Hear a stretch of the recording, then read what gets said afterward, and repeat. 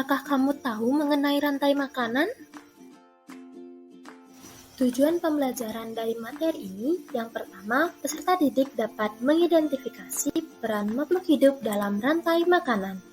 Yang kedua, peserta didik mengetahui hubungan antara makhluk hidup dalam rantai makanan. Dan yang ketiga, peserta didik dapat menganalisis fungsi rantai makanan dalam ekosistem. Sekarang, ayo kita mulai ke pembahasan. Rantai makanan adalah serangkaian proses makan dan dimakan antara makhluk hidup berdasarkan urutan tertentu yang terdapat peran masing-masing dari setiap makhluk hidup di dalamnya. Perhatikan gambar di samping.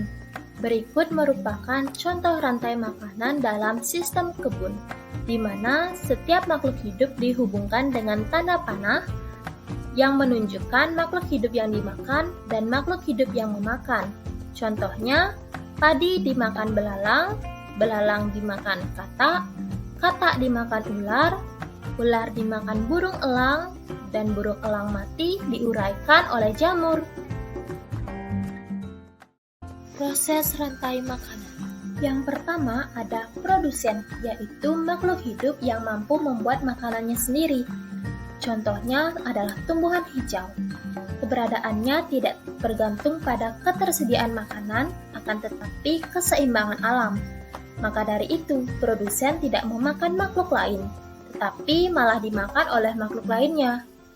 Produsen juga merupakan makhluk hidup yang dapat membuat zat organik dari zat anorganik. Biasanya, produsen membuat makanannya melalui proses fotosintesis. Contohnya, tumbuhan, alga, dan juga lumut.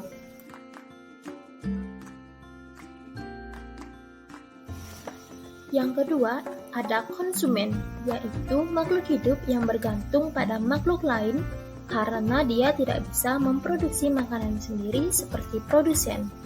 Maka dari itu, untuk menjaga kelangsungan hidupnya, konsumen bergantung pada organisme lainnya. Peran konsumen di dalam sebuah ekosistem biasanya adalah hewan. Nah, konsumen juga memiliki beberapa tingkatan loh. Ayo kita bahas. Pertama ada konsumen primer atau konsumen satu. Konsumen ini merupakan pemakan produsen atau tumbuhan dan biasanya disebut dengan konsumen herbivora. Contohnya seperti ulat, sapi, kelinci, kerbau, dan lain-lain.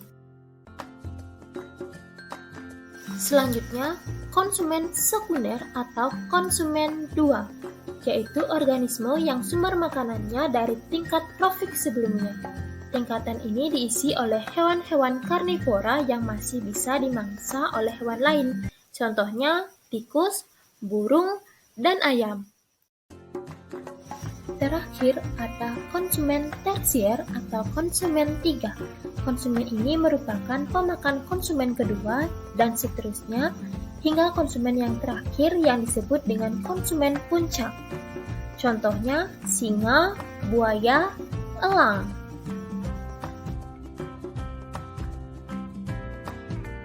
Proses rantai makanan yang terakhir adalah pengurai atau decomposer.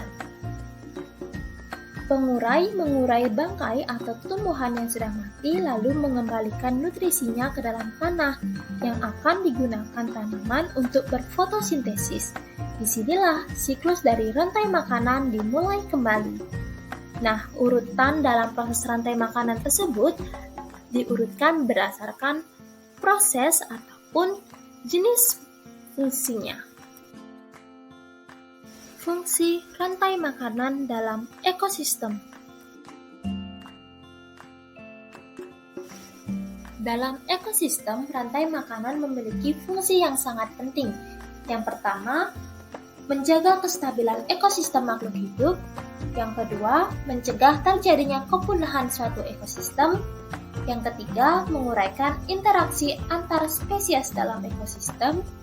Dan yang terakhir, untuk membantu membedakan antar spesies basal, transisi, dan predator puncak. Terima kasih.